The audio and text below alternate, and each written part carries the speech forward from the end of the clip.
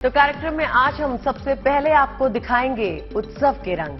अगले कुछ दिनों के बाद कई त्योहार आप देखेंगे, आने वाले हैं कई त्योहार। सबसे पहले जन्माष्टमी का त्योहार है, तो 2 दिन के बाद कृष्ण जन्मोत्सव और नंद गोपाल के स्वागत की शुरुआत हो चुकी है।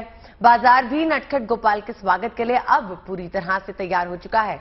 देखिए, कोरोना की वजह से भले ही 2 साल से कृष्ण जन्मोत्सव धूमधाम से नहीं मनाया जा सका हो, लेकिन इस बार हर भक्त अपने आराध्य की उपासना में कोई कमी नहीं छोड़ना चाहता।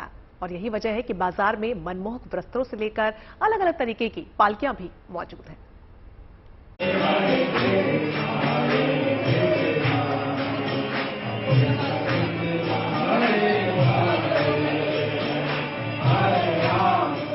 आने वाले हैं नंदलाल, नटखट गोपाल और मनोहारी कृष्ण के रंग में रंग गए हैं बाजार। कान्हा के स्वागत की तैयारी जोर शोर से होने लगी है। तस्वीरें अंबाला की हैं, जहां जन्माष्टमी के जश्न की रौनक देखने को मिल रही है। कृष्ण जन्मोत्सव के लिए बाजार गुलजार हैं। कोई बाल गोपाल की मूर्ति खरीद रहा है, तो कोई नंदलाल के लिए मनमोहक पोशाक खरीदने में लगा है। ये जन्माष्टमी के उपलक्ष्य के लिए, जन्माष्टमी के भगवान ठाकुर जी के लिए और राधा जी के लिए सुंदर सुंदर ड्रेसें, श्रृंगार का सामान खरीदने के लिए आए हैं आज मार्केट में। हर साल सामान हमारा यहीं से जाता है। अलग अलग दुकानों पर बाल गोपाल के रंग बिरंगे वस्त्र मौजूद हैं। राधा रानी के श्रृंगार का सामान मौजूद है। बाजार में इस बार सबसे ज्यादा मांग नंद गोपाल की पालकी की है। अलग अलग तरह की पालकी बाजार में मौजूद हैं और लोग इन्हें बढ़ चढ़कर खरीद भी रहे हैं। 2 सालों में तो खुशी से मनाई नहीं गई जन्माष्टमी, इतनी दिल नहीं था मन के अंदर, बहुत परेशान थे। अब की बार जन्माष्टमी की खरीदी पे सुंदर सुंदर ड्रेसें, नए नए डिजाइन, नए नए वस्त्र, नए नए सब कुछ बहुत खुश धूमधाम से मनाई जाएगी जन्माष्टमी। कोरोना के 2 साल बाद जन्माष्टमी की रौनक लौटी है। ऐसे में हर भक्त अपने आराध्य के जन्मोत्सव की तैयारी जोर शोर से कर रहा है। इस साल सारे बाजारों में पूरी खुशहाली है और धूमधाम है, तो हमने खरीदारी की। अब की बार हम बहुत अच्छे से धूमधाम से जन्माष्टमी मनाएंगे। श्री कृष्ण का जन्म उनके भक्तों के लिए एक उत्सव है। ये जश्न तब और बड़ा हो जाता है जब भक्तों को लगभग 2 साल बाद अपने आराध्य की उपासना का मौका मिला हो।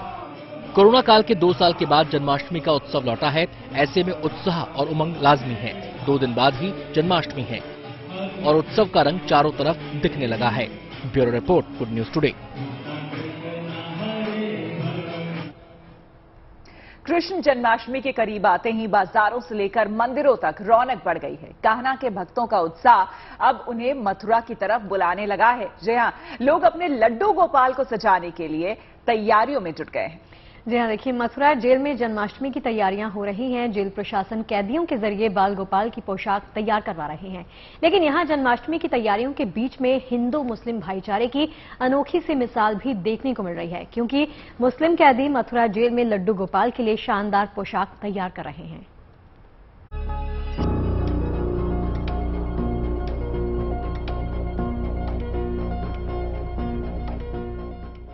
मथुरा, जेल और कान्हा तीनों जन्माष्टमी के पर्यायवाची ही तो हैं। कृष्ण की कहानियां सुनाते हुए आप इसमें से किसी को भी अलग नहीं कर सकते हैं। और अब तो जन्माष्टमी आ रही है। मथुरा जोर शोर से तैयारियों में जुटा है और उसी तैयारियों की एक तस्वीर मथुरा के जेल के भीतर से आई है। यहां आप देख सकते हैं कि किस तरह लड्डू गोपाल या कहें कि कान्हा के पोशाक की सिलाई की जा रही है। पोशाक सुंदर बने, लोगों का दिल मोह ले और लड्डू गोपाल भी जब सज धज कर तैयार हो तो लोग देखते रह जाएं। इसके लिए रंगों, डिजाइन सबका खास ख्याल रखा जा रहा है।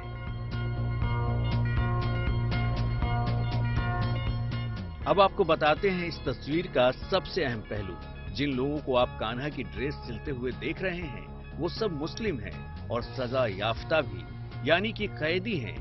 इनको ये हुनर दिखाने का मौका दिया है गाजियाबाद की एक संस्था ने, जिसमें वो 5000 लड्डू गोपाल के वस्त्र खरीदने वाली है।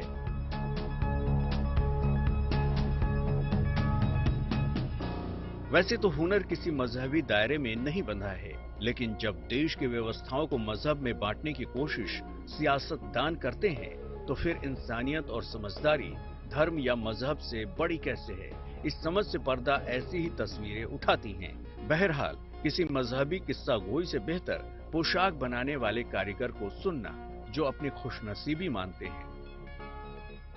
ये तो मेरा सौभाग्य है कि एक मोमडन होकर मुझे ये काम करने का मौका मिला, वरना लोग इतने सारे होते हैं, फिर भी किसी को मौका मिलता है, लाखों में से शायद ही कुछ हो पाते हैं जिनको ये भगवान जी की पोशाक बनाने का मौका मिलता है। ये कीमत सिर्फ वही जानते हैं जो ये पोशाक बनाते हैं।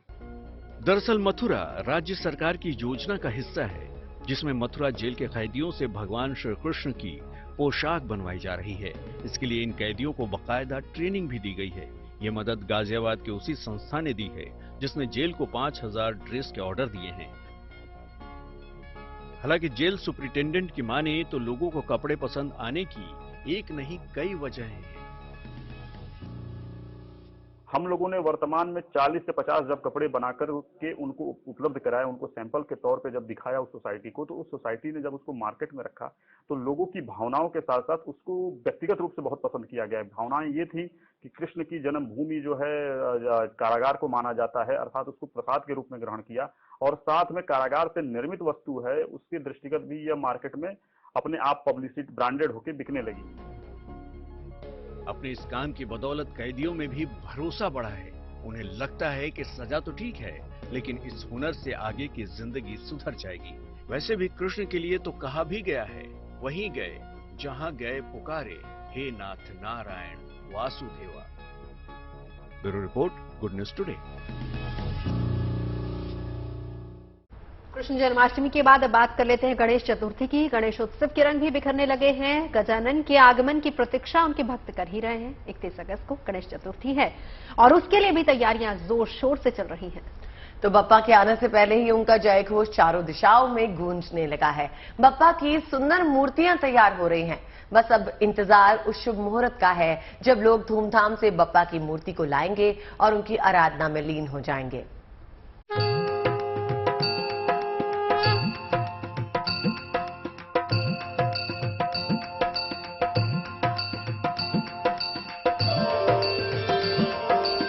गणपति आने वाले हैं।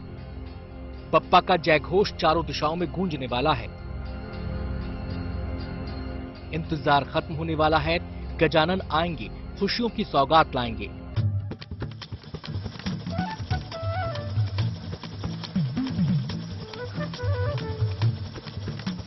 गणपति के स्वागत की तैयारियां शुरू हो चुकी हैं। तस्वीरें कानपुर की हैं। गणपति की एक से बढ़कर एक सुंदर प्रतिमा बनाई जा रही है। कारीगर पूरी एकाग्रता के साथ मिट्टी को गणपति का रूप दे रहे हैं। यहाँ हर आकार की मूर्ति आपको मिल जाएगी। 2 फीट से लेकर 6 फीट तक यहाँ मूर्तियां बनाई जा रही हैं। मूर्तियों में रंग भरे जा रहे हैं। लाल बाग के राजा के रूप में गणपति को सजाया गया है। गणपति की भक्ति में इस बार देशभक्ति का रंग भी खुल रहा है। गणपति को तिरंगे के रंगों से भी सजाया जा रहा है। तिरंगा बनाया है, हर कोई चीज का आइटम बनाई है। देखो आओ। हाँ, सब डिजाइन है। तिरंगा है, लाल बाग है, पेटी वाला है, कोई भी है, छुआ वाला है, मोर वाला है। इस बार गणेश चतुर्थी को लेकर हर्षोल्लास ज्यादा है और इसकी वजह ये है कि इस बार कोरोना का साया उत्सव पर नहीं है। बीते 2 साल में कोरोना के कारण गणेशोत्सव में वैसी रौनक दिखाई नहीं दी जैसी दिखती है, लेकिन इस बार मूर्तिकारों को भी अच्छी बिक्री की उम्मीद है। 2 साल से बैठे हैं तो लॉकडाउन में वजह से कोई धंधा पानी नहीं हुआ।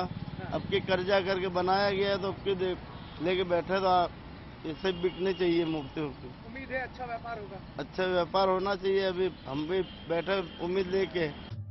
गणेश चतुर्थी भाद्र मास की शुक्ल पक्ष की चतुर्थी तिथि को मनाई जाएगी। इस साल 31 अगस्त को बुधवार के दिन भाद्र शुक्ल चतुर्थी तिथि है। बुधवार के दिन गणेश चतुर्थी का होना इस उत्सव के महत्व को और भी कई गुना बढ़ा रहा है, क्योंकि गणेश जी स्वयं बुधवार के देवता हैं। Bureau report, good news today. Bappa के आगमन की तैयारियों को तो आपने देख लिया। अब रुख पश्चिम बंगाल का कर लेते हैं। यहाँ लगभग 50 दिन पहले से ही दुर्गा मां की पूजा की जो तमाम तैयारियां हैं वो शुरू हो चुकी हैं। मां दुर्गा की मूर्तियों से लेकर पंडाल तक सब कुछ सजने लगा है। वैसे तो बंगाल में दुर्गा पूजा की धूम हर साल रहती है, लेकिन इस बार दुर्गा पूजा के पंडाल कुछ खास रहने वाले हैं, क्योंकि कोलकाता के मुदियाली क्लब ने इस बार की दुर्गा पूजा को खास बनाने के लिए पंडालों में बिजली की जगह सोलर पावर ग्रिड की पहल की है।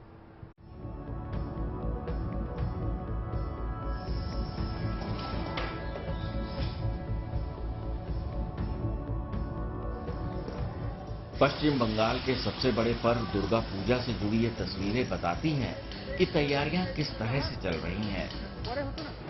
वैसे तो पूरे देश भर में मां दुर्गा की पूजा धूमधाम से की जाती है, लेकिन सबसे चर्चित पूजा बंगाल की दुर्गा पूजा होती है। यहाँ दुर्गा पूजा इतनी खास है कि संयुक्त राष्ट्र संघ की कल्चर यूनिट यूनेस्को ने इसे मानवता की अमूर्त सांस्कृतिक विरासत के तौर पर शामिल किया है। दुर्गा पूजा की शुरुआत 1 अक्टूबर से होनी है। देखा जाए तो लगभग 50 दिन है दुर्गा पूजा के शुरू होने में, लेकिन कोलकाता में अभी से पंडालों, मूर्तियों और पंडाल को जगमग करने के लिए बिजली के इंतजामों को दुरुस्त करने का काम तेजी से किया जा रहा है। हर साल पंडालों के आकार बढ़ने के साथ साथ बिजली की खपत में भी बढ़ोतरी हो रही है। वजह यह है कि पंडालों को आकर्षक बनाने में सबसे ज्यादा बिजली का इस्तेमाल होता है, जो सबसे ज्यादा महंगा साबित होता है। लेकिन 88 सालों से दुर्गा पूजा का आयोजन करने वाले कोलकाता के मुदियाली क्लब ने पंडाल में बिजली आपूर्ति के लिए सोलर पावर की पहल की है, जो किफायती होने के साथ साथ इको फ्रेंडली भी है। जितना बड़ा पंडाल उतनी ही ज्यादा बिजली की खपत, लिहाजा सोलर पावर ग्रिड की पहल बिजली आपूर्ति के लिए बेहतरीन और किफायती विकल्प है। क्लब का दावा है कि दुर्गा पूजा के इतिहास में यह पहली बार होगा जब पूरे पंडाल की बिजली व्यवस्था सोलर पावर से चलेगी। इसके पहले भी इस्तेमाल हुआ, हम लोगों ने भी किया है, लेकिन मंडप के बाहर सिर्फ एक वो लाइट पोस्ट जो होता है वो जस्ट दिखाने के लिए सेफ्टी फीचर के हिसाब से वो किया गया था। लेकिन मंडप के अंदर इस तरीके से पूरा इलेक्ट्रिसिटी डेकोरेशन के ऊपर में सोलर लाइट के हिसाब से डिपेंड रहना, ये पहली बार हो रहा है। इस तरह के पंडाल में 3 to 4 किलोवाट्स आराम से जाता ही होगा। तो और पूजा के टाइम में इलेक्ट्रिसिटी स्पाइक भी बहुत होता है, तो उस चीज को कम करने के लिए हम लोगों को ये कहना चाहते हैं कि सभी कोई अगर इस चीज पे अगर उतर है, सभी इस चीज को अगर फॉलो करते हैं तो अल्टीमेटली क्या होगा, जो हम लोग कन्वेंशनल एनर्जी जो यूज कर रहे हैं, एक हमारे हाथ में एक दूसरा ऑप्शन भी रहने से ये काफी हेल्पफुल रहेगा। कोलकाता में हर साल 2100 के करीब सार्वजनिक पूजा पंडाल सजता है और पूरे बंगाल में ये संख्या करीब 35,000 के आसपास है। अब जरा सोचिए इस सजावट में कितनी बिजली की जरूरत होती होगी। हमें भी लगता है कि ये पंडाल इस बार के दुर्गा पूजा में कुछ ज्यादा ही रोशनी बिखेरेगी, लेकिन सवाल है क्या ये पहल दूसरे लोग भी अपनाएंगे ताकि पर्यावरण के रक्षा में और एक कदम हम ले सके। कैमरा पर्सन श्याम सुंदर घोष के साथ ऋतिक, कोलकाता से GNT के लिए।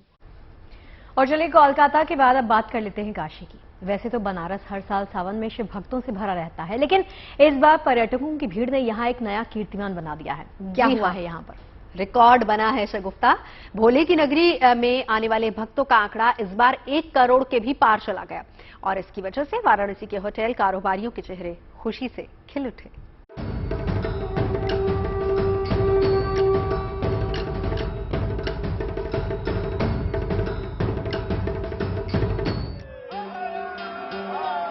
हर हर महादेव और बम बम भोले के जयकारों की गूंज। शिव नगरी में भक्तों की ये भीड़, बाबा के दर्शन पूजन के लिए उत्साहित ये श्रद्धालु। सावन के पावन महीने में बाबा भोलेनाथ की नगरी काशी में शिव भक्तों ने इतिहास रच दिया। इस साल जुलाई तक बाबा के धाम में 1 करोड़ से भी ज्यादा श्रद्धालुओं ने हाजिरी लगाई। आंकड़ों के मुताबिक 2022 जुलाई में ही करीब 90 लाख श्रद्धालु काशी पहुंचे, जो सावन के महीने में अब तक श्रद्धालुओं की संख्या का नया रिकॉर्ड है। सावन तो हर साल आता है, लेकिन अब की बार श्रद्धा का सावन खूब लहलहाया। दरअसल पिछले 2 सालों में वाराणसी के पर्यटन में भारी गिरावट देखने को मिली थी और कोरोना काल में ये शून्य के बराबर हो गई थी। लेकिन इस साल बाबा के दरबार में श्रद्धा का प्रभाव इतना तेज रहा कि दर्शनार्थियों ने संख्या के सभी पुराने रिकॉर्ड तोड़ दिए। खास ये था कि 2 साल के अंतराल के बाद कांवड़िए उमड़े भी तो उनमें गजब का अनुशासन दिखा। उनके भाव से शहर की सड़कें गलियां पटी रही, लेकिन कोई ऐसी गतिविधि इस बार नहीं दिखी जो गलत छवि पेश करे। साथ ही स्थानीय लोगों का उत्साह भी उफान पर रहा। क्या देशी क्या विदेशी, भोले बाबा के भक्त देश दुनिया के कोने कोने से दर्शन के लिए पहुंचे। इसके पीछे बड़ी वजह काशी विश्वनाथ कॉरिडोर का निर्माण रहा। जब से विश्वनाथ मंदिर कॉरिडोर का उद्घाटन हुआ है, तब से इस क्षेत्र में काफी विकास हुआ है। कोरोना के कारण 2 साल तक वाराणसी में पर्यटन की स्थिति ठीक नहीं थी। पर्यटकों की संख्या में भी भारी गिरावट रही, लेकिन साल 2022 में वाराणसी में सारे रिकॉर्ड टूटे और भारी संख्या में पर्यटक वाराणसी पहुंचे। श्री काशी विश्वनाथ धाम के आसपास के दुकानदारों की तो खूब चांदी रही।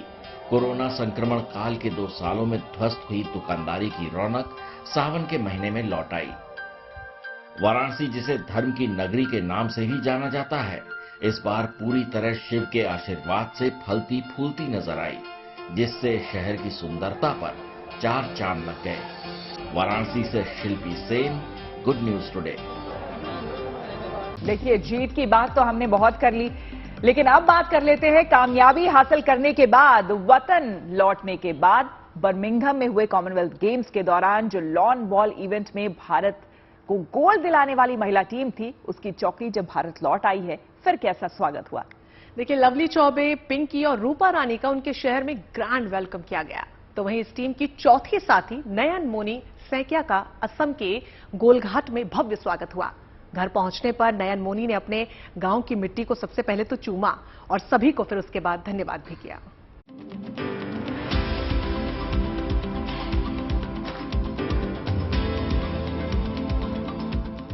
एक गुमनाम खेल में वतन के लिए सोना जीतकर पूरी दुनिया में नाम कमाने और इतिहास रचने के बाद नयन मोनी सैकिया अपनी मिट्टी पर लौट आई हैं।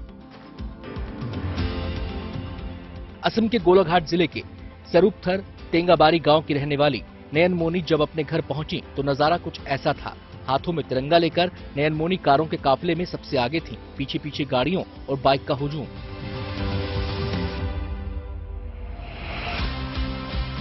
बेटी के ग्रैंड वेलकम के लिए मानो पूरा गोलाघाट उमड़ पड़ा हो। परिवार के लोगों और रिश्तेदारों ने नयन मोनी को गले लगाया और शुभकामनाएं दी। अपनी जन्मभूमि, अपनी मिट्टी पर पहुंचने के बाद नयन मोनी ने सिर झुकाकर धरती को प्रणाम किया।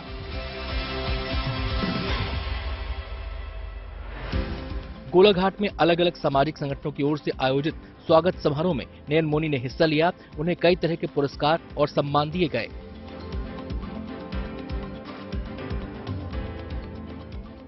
He achieved gold medal in the Commonwealth Games, particularly in the event of lawn ball. We are very proud of her this achievement, and we are all the people of Dhamsiri Sub-Division welcome her today, and the district administration and the sports association of Dhamsiri district. Golaghat की नयन मोनी असम के one विभाग में अधिकारी हैं। साल 2008 में उन्होंने lawn ball में अपने करियर की शुरुआत की। साल 2011 के रांची नेशनल गेम्स में उन्होंने 2 गोल्ड मेडल जीते। 2017 की एशियन चैंपियनशिप में भी उन्होंने 2 गोल्ड मेडल अपने नाम किए। आपको बता दें कि बर्मिंघम में हुए कॉमनवेल्थ गेम्स में भारतीय महिला टीम ने लॉन बॉल इवेंट में गोल्ड मेडल अपने नाम किया था। कॉमनवेल्थ खेलों के दौरान किसी को भी इस खेल में पदक की उम्मीद नहीं थी, लेकिन लवली चौबे, नयन मोनी सैकिया और पिंकी और रूपा रानी ने इस अनजान और गुमनाम खेल में सोना जीत लिया और स्टार बन गई। और जब ये स्टार अपने गांव पहुंची तो सितारों जैसा ही स्वागत भी हुआ। Bureau report, good news today. अब आपको ताज लिए चलते हैं, लेकिन ताज हम आपको क्यों लिए चल रहे हैं उससे पहले जरा शगुफ्ता, ताज गई हैं? नहीं, आप लेकर चलेंगी? मतलब आप ताज नहीं गई हैं? नहीं, मैंने दूर से ही दीदार किया है। दूर से ही आपने दीदार किया है। तो जब आप इस बार ताज जाएंगे, जाहिर सी बात है कि ख्वाहिश हर किसी की होती है कि पीछे ताजमहल हो और आगे हम अपनी तस्वीर खिंचवाएं, लेकिन ताजमहल में एक खास सेल्फी पॉइंट बना है, और वो कहाँ है शगुफ्ता, बताइए जरा। बहुत ही खास सेल्फी पॉइंट है। देखिए, बरसात के मौसम में ना यमुना नदी पानी से भर गई है और यमुना के किनारे ताज की खूबसूरती इस वक्त देखते ही बनती है, और यही वजह है कि यमुना का किनारा ताज के चाहने वालों का नया सेल्फी पॉइंट बन गया है।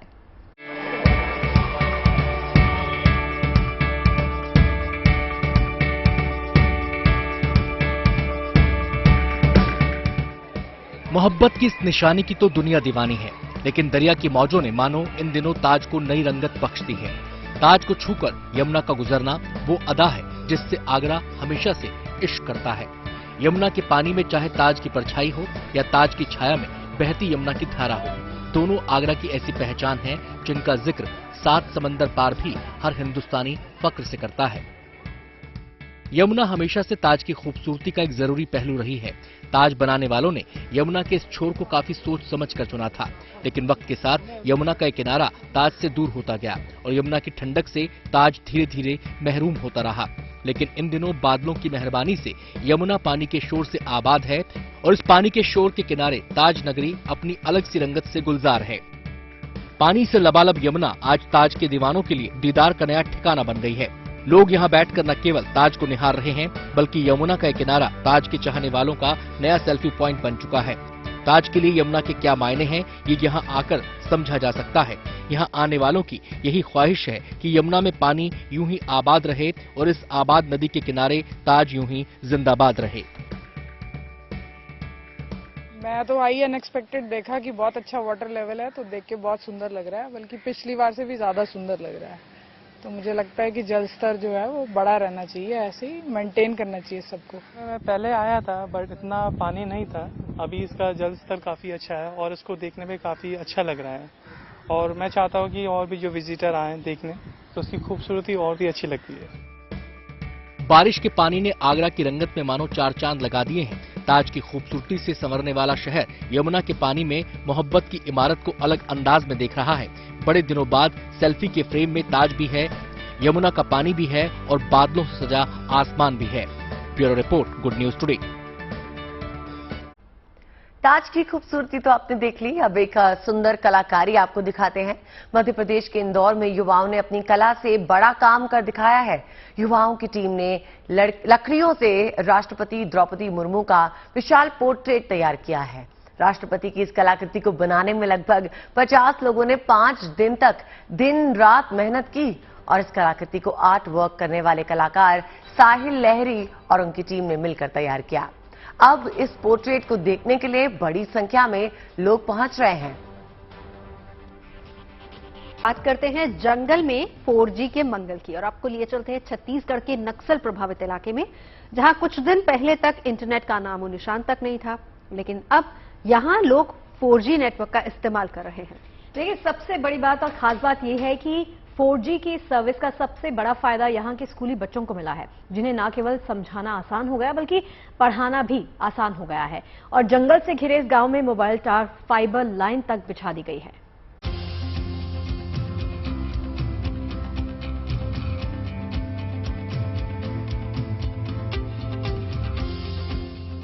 युवाओं के हाथ में ऐसे फोन और बातचीत का ये अंदाज आपको कभी नहीं चौंकाएगा, लेकिन जैसे ही आपको ये पता चलेगा कि तस्वीर छत्तीसगढ़ के नारायणपुर जिले के अबूझमार के जंगलों की है, वही अबूझमार जिसे नक्सलियों की राजधानी कहा जाता है, तो आपकी दिलचस्पी इस तस्वीर और इससे जुड़ी जानकारियों में बढ़ जाएगी। राजकुमार नेताम अब रोजाना ऐसी ही बात करते अपने गांव में दिख जाते हैं। वो सिर्फ बात नहीं करते बल्कि अपने गांव के लोगों को वीडियो वगैरह दिखाकर मनोरंजन भी करते हैं। सिर्फ राजकुमार ही नहीं, यहाँ मौजूद स्कूल के बच्चे भी मोबाइल के इर्द गिर्द जमा होकर अपनी जानकारी बढ़ाने में पीछे नहीं हैं। राजकुमार फिलहाल गुजरात के वापी में रहते हैं, जहां वो अपनी ग्रेजुएशन की पढ़ाई के लिए नौकरी भी कर रहे हैं। गांव आते जाते रहते हैं। सुविधाओं के फासले का फर्क सरकारी कोशिशों की बदौलत मिट चुका है, खासकर मोबाइल नेटवर्क के मामले में, क्योंकि यहाँ एक प्राइवेट कंपनी और एक सरकारी कंपनी की बदौलत 4G की सेवा पहुंच चुकी है। 4G की इस सर्विस का सबसे बड़ा फायदा यहाँ के स्कूली बच्चों को मिला है, जिन्हें न केवल पढ़ाना आसान हो गया है बल्कि समझाना भी आसान हो गया है। हमारे पास तो नेटवर्क नहीं था और ऐसी घाटी में जाते थे और BSNL भी था, लेकिन उसमें नेट नहीं था। अभी जियो आने से हमको बहुत अच्छा सुविधा हुआ। हम लोग यूट्यूब के माध्यम से कुछ कुछ दिखाते हैं बच्चों को। अभी भी कर रहे हैं कि सर कब स्कूल खुलेगा, ऐसे कब आएंगे सर, ऐसे बोल के ओरछा से और ओरछा के और बहुत दूर अंदर के लोग हैं, उन लोग फोन करते रहते हैं सर। हालांकि प्रशासन और सरकार के लिए ये आसान नहीं था, लेकिन प्रशासन ने इस चुनौती को कबूल किया। अव्वल तो यहाँ मोबाइल टावर लगाए गए और जहाँ टावर लगाना मुश्किल था वहाँ फाइबर लाइन बिछाकर अबूझमार के जंगलों में पड़ने वाले गांवों को वाईफाई से लैस किया जा रहा है। जाहिर है नक्सलियों के नाम पर उनके होने वाले शोषण से बचने का एक बड़ा हथियार इनके हाथ आ गया है, जो यकीनन इनके लिए मददगार भी साबित होने वाला है। Bureau report, good news today. Kerala high court ने 13 साल पुराने तलाक के एक मामले में सुनवाई के दौरान कहा है कि अगर कोई पति अपनी पत्नी को उसके रूप रंग को लेकर ताना मारता है या उसकी किसी दूसरी महिला से तुलना करता है तो ये एक तरह से मानसिक क्रूरता होगी। कोर्ट ने कहा है कि पति पत्नी का संबंध बराबरी का होता है। दोनों की उम्र में भले ही कुछ फर्क हो, लेकिन इस रिश्ते में कोई भी बड़ा या फिर छोटा नहीं होता। ऐसे में अगर कोई पति पत्नी को उसके लुक्स के लिए ताने मारता है तो ये मानसिक क्रूरता की श्रेणी में आता है और इस आधार पर तलाक लिया जा सकता है। तो एक बड़ा फैसला केरल हाई कोर्ट की तरफ से आया है, जहां पर साफ तौर पर कहा गया है कि पति और पत्नी एक समान है, भले ही उम्र में कोई बड़ा छोटा हो, इससे कोई खास फर्क नहीं पड़ता। और लुक्स को लेकर अगर कुछ कहा जाता है तो उसके आधार पर भी तलाक लिया जा सकता है।